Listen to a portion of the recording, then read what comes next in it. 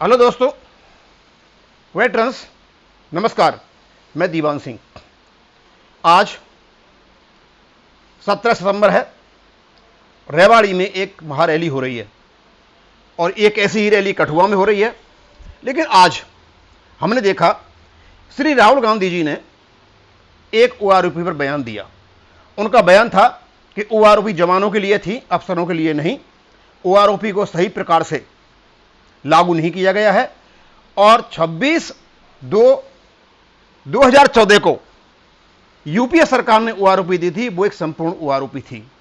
और इस बयान से के बाद इतने कमेंट आने लगे, लोग अपने अपने तरीके से प्रतिक्रियाएं देने लगे। कुछ तो सेना के रिटायर्ड कर्नल थे, वो बोले ये सेना को तोड़ने वाला बयान है। उसके बाद जो आसाम के चीफ मिनिस्टर हैं श्री हेमंत बिस्वा जी, उन्होंने कहा सेना को तोड़ने वाला भी है, ये अग्निवीरों के बारे में भी कुछ बात कर रहे हैं। उन्होंने कहा इनको तो चाइना चला जाना चाहिए। उसके बाद कांग्रेस के ही जो एक्स-सर्विसमैन लीग के अध्यक्ष हैं, शायद या वही है मेरे ख्याल में, यह कोई कर्नल रोहित चौधरी साहब ने कहा कि ओआरओपी को सही ढंग से लागू नहीं किया गया है। उन्होंने ये नहीं कहा कि राहुल गांधी जी ने क्या कहा है। आखिरकार हम ये सोचते हैं कि इस प्रकार का बयान देने की जरूरत कहां पड़ गई।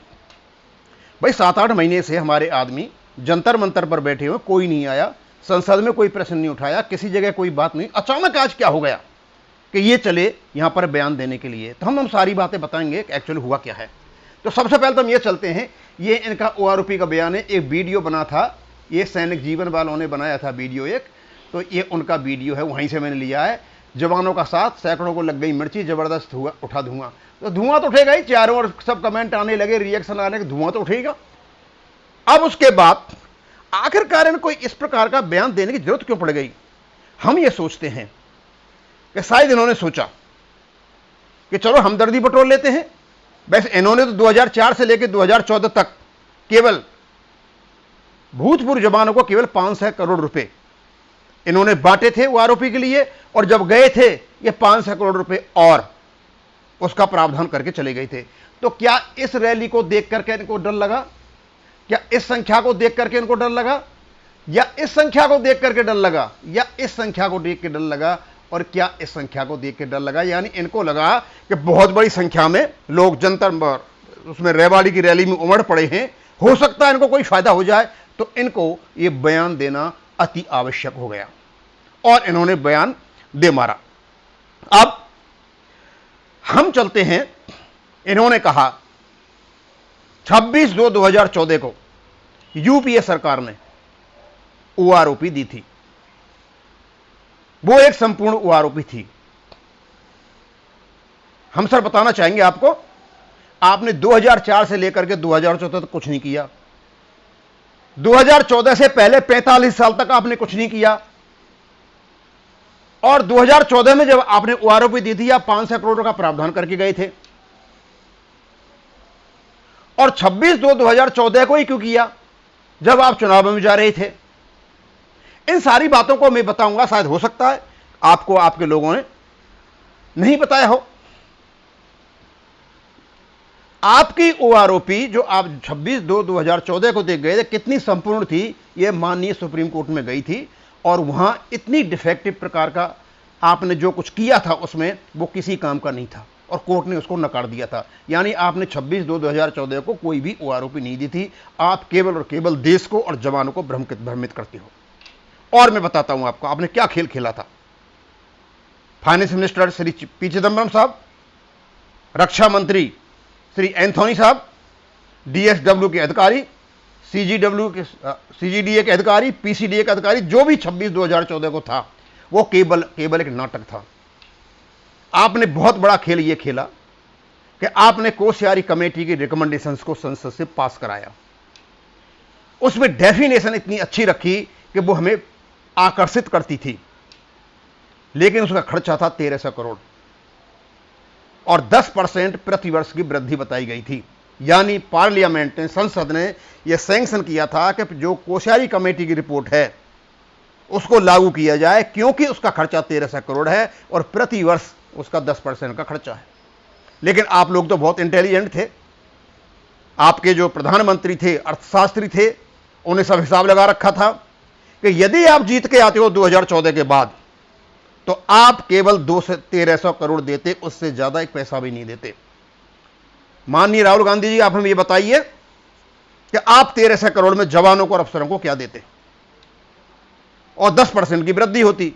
आपको पता था यदि हम जीत के आएंगे 1300 करोड़ देंगे और कह देंगे संसद ने इतना ही पारित किया है, और 500 करोड़ का आप प्रावधान कर गए थे और हार गए, तो ये उस व्यक्ति के गले पड़ेगी जो जीत करके आएगा, जो मोदी जी के गले पड़ गई, क्योंकि उनको पता ही नहीं था कि इसका कितना कैलकुलेशन है। जैसा लोगों ने बता दिया उनने कर दिया, उनको खुद ही पता नहीं था कि प्रधानमंत्री बनूंगा कि नहीं बनूंगा। सर, ये है असलियत। अंदर उतारिए अपने दिल में, अपने दिमाग में, ईमानदारी से बाहर आइए। आप कोई ओआरओपी नहीं दे रहे थे ना, आपने 26/2/2014 कोई ओआरओपी आपने नहीं दी थी, ये तो कोर्ट ने भी क्लियर कर दिया था। उसके बाद आपने, आपकी सरकार ने 6वें वेतन आयोग की सिफारिशें जो 2006 से लागू होनी थी वो स्वीकार की थी, लेकिन आपने हमारी पेंशन को भी सही नहीं किया था। उस पेंशन को भी मोदी सरकार ने 568 सैलरी के माध्यम से 2016 में दिया था, आपने नहीं दिया था। आप लोगों की हमदर्दी इस प्रकार न लें। आप पॉलिटिक्स खेलें, खूब खेलें, हमारे साथ नहीं खेलें। हाँ, यदि आपको करना ही था तो आपको बहुत पहले करना चाहिए था ये। और जब हम कोश्यारी कमेटी को पढ़ते हैं तो इससे बड़ा धोखा एक्स सर्विसमैन को हो ही नहीं सकता। अभी भी 7/11/2015 के नोटिफिकेशन में वही डेफिनेशन है जो कोश्यारी कमेटी ने दी थी। आप कोश्यारी कमेटी ने जो दी थी उसमें 1300 करोड़ रुपए का खर्चा बताया था 10% एनुअल इंक्रीज के साथ। तो सर हमें यह बताएं कि पहली ओआरओपी 11,000 करोड़ क्यों लगे थे? यानी सबसे बड़ा धोखा कोश्यारी कमेटी ही था, और कोश्यारी कमेटी ने यूपीए के साथ मिलकर के पार्लियामेंट के साथ भी धोखा किया था और हमारे साथ भी धोखा किया था। असलियत यह है। अब क्योंकि खर्चा तो है, और दूसरी बात, ओआरओपी केवल और केवल माननीय प्रधानमंत्री नरेंद्र मोदी जी ने ही दी है। कांग्रेस ने कभी न ओआरओपी के पास गंभीर थी और न कभी दी है। वो अलग बात है, सेकंड ओआरओपी में हमारे कुछ अधिकारियों ने मिलकर के हमको दगाबाजी किया है, गवर्नमेंट ने तो फंड दिए हैं, इसमें कोई भी शक नहीं होना चाहिए। असली जो कल्प्रिट है उसको पकड़ा जाए, और इनके लिए जब कहा है कि भाई कमेटी बिठा दो जजों की, वहां अपनी अपनी बात कह देंगे, तो भारत सरकार को वो बिठा देनी चाहिए। अब केवल और केवल हमदर्दी बटोरी जा रही है, यह दिखाया जा रहा है कि हम कितने सजग हैं एक्स सर्विसमैन के प्रति। आप सर भीड़ मत देखिए, आप कुछ करना चाहते हो तो आप ये कीजिए, आप दबाव डालिए कि भाई इनके लिए एक 3 जजों की कमेटी बिठाई जाए जिससे अपनी बात वहां कह सकें।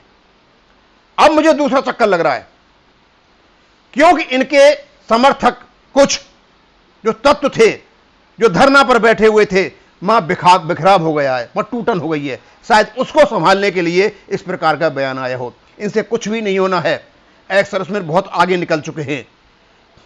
यदि इसको करेगी तो सरकार ही करेगी, चाहे सरकार वर्तमान हो और चाहे दूसरी सरकार बाद में कोई भी आए, देगी सरकार ही।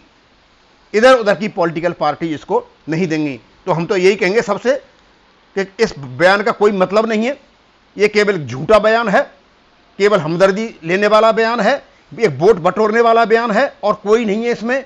हाँ, यह बात तो हम बहुत पहले से कहते आ रहे हैं, चलो आपने कह दी, बहुत अच्छी बात है। ओआरओपी केवल और केवल जेसी और जवानों के लिए थी, न अफसरों के लिए जो पूरी सर्विस करके आते हैं। ये तो हमारे जवान बहुत पहले से कह रहे हैं। अब क्योंकि वो प्रभावशाली व्यक्ति हैं, ब्यूरोक्रेट्स के संपर्क में रहते हैं, तो ज़्यादा फायदा उठाते हैं, वो हर तरह से उठाते हैं, उसी का वो फायदा उठा गए। अब मैं आपको बताना चाहूँगा अंत में, हमने देखा है ये रेवाड़ी को सीन मैंने यहाँ लगा रखे हैं, कुछ वहाँ पे रैली चली हुई है। अब जैसा भी आपको होगा हम बताएंगे। अल्टीमेटली मैं अंत में यही बताना चाहूँगा, इन रैलियों से कुछ नहीं होना है। यदि आपको ओआरओपी लेनी है तो आपको कोर्ट में जाना पड़ेगा, और कोई रास्ता नहीं है। अब मैं इसको यहीं ख़त्म करूँगा। थैंक यू, धन्यवाद।